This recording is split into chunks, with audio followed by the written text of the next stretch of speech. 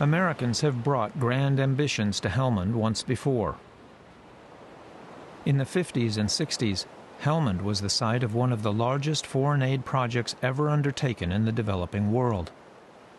The same engineers who built the Hoover Dam constructed these canals and installed a major dam upstream to control periodic flooding.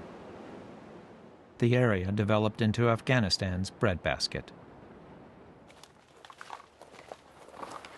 But despite the good intentions, Helmand also became the world's largest heroin poppy supplier. It's the head of the poppy, and they score it right before they harvest it. Put those little score marks in it, and the pus oozes out overnight. And you come back, I don't know if it's the next day or a couple days later, and the pus is all dried up like a sap, and that's when they scrape off, and they use that as the base for their opium production. So as you can see, it's everywhere.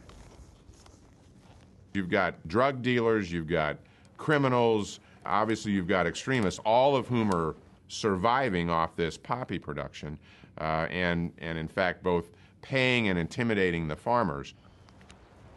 Last year, the Taliban derived about $100 million from the opium trade.